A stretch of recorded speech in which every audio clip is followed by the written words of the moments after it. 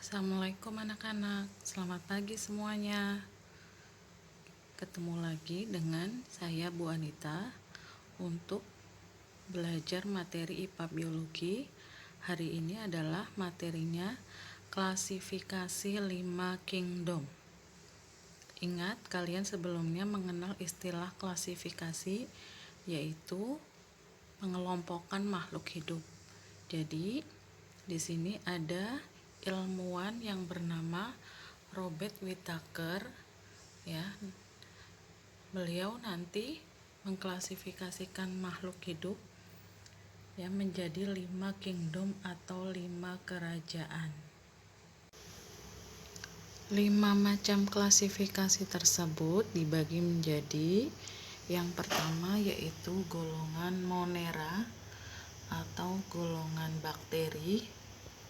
Yang kedua yaitu golongan Protista atau makhluk hidup bersel satu.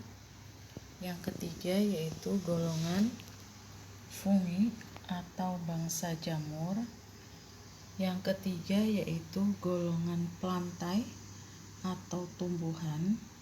Yang terakhir adalah golongan hewan atau animalia. Diulang lagi ya, yang pertama golongan Monera, yang kedua golongan Protista, yang ketiga golongan Fungi, yang keempat golongan Plantae, yang kelima yaitu Animalia. Kingdom yang pertama yaitu Monera. Ya, biasanya contohnya nanti adalah bakteri. Ciri-cirinya bersifat prokariotik. Prokariotik artinya di dalam selnya itu tidak memiliki membran inti. Ya, jadi materi genetiknya tersebar di dalam sitoplasma seperti ini. Ya, ini namanya prokariotik. Nah, berbeda dengan eukariotik. Ini namanya sel yang bersifat eukariotik. Jadi nanti materi genetiknya sudah mempunyai membran inti. Bedakan ya, kalau seperti ini sudah mempunyai membran inti namanya eukariotik. Ya, jika tadi golongan Protista masuknya prokariotik karena tidak memiliki membran inti. Ciri yang kedua yaitu bersifat uniseluler, yaitu terdiri dari satu sel. Ya, tadi dicontohkan yang Monera yaitu golongan bakteri. Kingdom yang kedua yaitu golongan Protista. Lebih sempurna karena sudah eukariotik atau memiliki membran inti. Ciri yang kedua adalah bersifat uniseluler atau terdiri dari satu sel.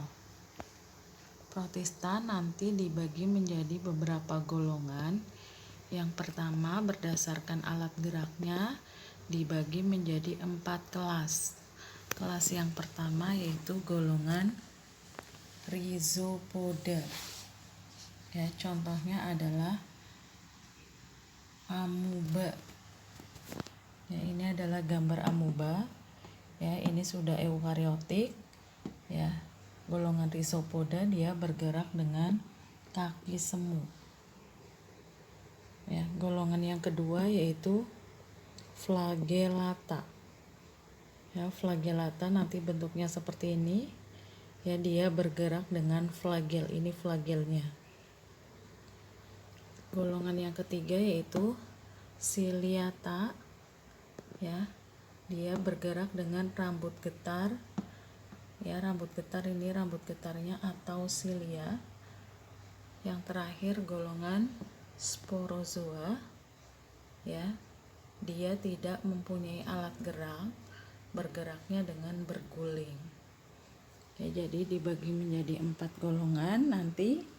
Yang pertama golongan Rhizopoda, yang kedua Flagellata, yang ketiga Ciliata, yang keempat golongan Sporozoa. Itu tadi kingdom protista. Masuk golongan kingdom yang ketiga, yaitu golongan fungi, atau kalian mengenalnya istilahnya jamur. Ya, ciri-cirinya yang pertama sama dengan tadi golongan protista, sudah eukariotik, memiliki membran inti.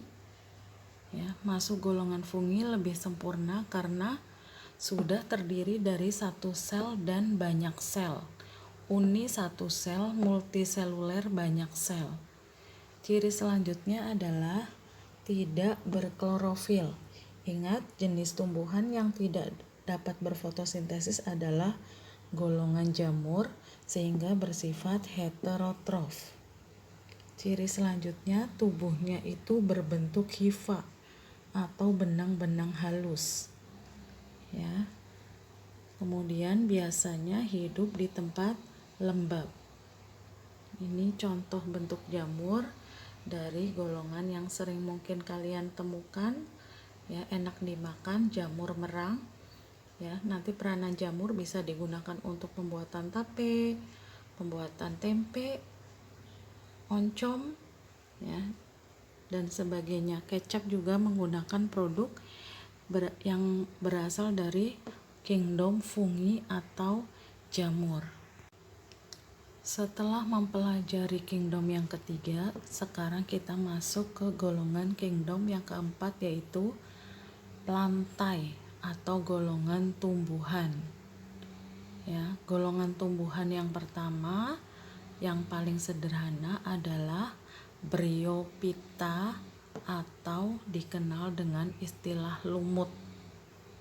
Ya, ini sebagai tumbuhan perintis. Ciri-ciri tumbuhan khususnya Bryophyta atau lumut, yang pertama multiseluler, sudah terdiri dari banyak sel. Kalau jamur tadi masih satu sel dan banyak sel. Kalau sudah lumut tumbuhan sudah multiseluler. Yang kedua sama, tadi sudah eukariotik, memiliki membran inti. Yang ketiga, golongan tumbuhan semuanya berklorofil, dapat berfotosintesis, sehingga dikenal dengan istilah autotrof karena dapat menghasilkan makanan sendiri melalui proses fotosintesis. Ciri selanjutnya, tubuh lumut atau Bryophyta itu tidak mempunyai akar, batang, dan daun. Jadi belum bisa dibedakan mana akar, batang, dan daunnya. Selanjutnya, ciri Bryophyta adalah tubuhnya tidak mempunyai xilem dan floem, tidak memiliki berkas pengangkut. Kemudian, mengalami metagenesis atau pergiliran keturunan. Yang terakhir, lumut bereproduksi dengan spora. Ya, ini ciri-ciri golongan plantae. Tadi yang pertama adalah Bryophyta atau lumut. Plantae tadi yang pertama adalah Bryophyta atau lumut. Golongan tumbuhan yang kedua yaitu Pteridophyta atau golongan paku. Cirinya semua sama dengan golongan lumut, multiseluler, eukariotik, berklorofil, ya, reproduksinya dengan spora, mengalami metagenesis. Yang membedakan adalah lumut dengan paku. Kalau pakus tubuhnya sudah mempunyai akar, batang, dan daun. Jadi sudah bisa dibedakan mana akar, batang, dan daun. Ingat tadi kalau lumut tidak mempunyai akar, batang, dan daun. Dan yang membedakan paku dengan lumut, jika paku sudah mempunyai xilem dan floem atau sudah memiliki pembuluh angkut. Ingat ya, ciri-cirinya bisa kalian lihat di sini di gambar. Mungkin kalian sering kan melihat tanaman seperti ini ya nak di rumah atau di pinggir jalan atau di pinggir kali. Ini adalah contoh jenis paku yang sering kalian temukan. Ya, jadi bentuknya seperti ini. Ya, ini titik-titik kecil ini warna hitam itu namanya sporanya. Ya, sporanya itu letaknya di bawah permukaan daun. Coba deh nak, kalau kalian punya di rumah atau menemukan tanaman ini, coba dibalik saja bagian bawahnya. Nanti ada titik-titik seperti ini, itu adalah jenis sporanya. Atau mungkin kalian pernah melihat jenis tumbuhan seperti ini. Ya, ini juga contoh paku ternyata. Nah, ini namanya paku ekor kuda. Biasanya digunakan sebagai tanaman hias. Atau di rumah kalian mungkin ada tanaman seperti ini. Nah, ini contoh dari paku tanduk rusa. Karena bentuknya seperti tanduk rusa. Ya, mungkin ini beberapa contoh jenis paku yang sering kalian temukan di lingkungan kalian. Alhamdulillah sudah mengikuti pembelajaran hari ini. Tadi kita belajar tentang 4 macam kingdom pada makhluk hidup. Yang baru kita pelajari, yang pertama kingdom Monera, yang kedua kingdom Protista, yang ketiga kingdom Fungi atau jamur, yang keempat kingdom Plantae yang barusan kita pelajari golongan lumut dan paku. Untuk plantae selanjutnya dikotil dan monokotil serta golongan animalia. Next time kita pelajari selanjutnya. Oke, terima kasih. Wassalamualaikum warahmatullahi wabarakatuh.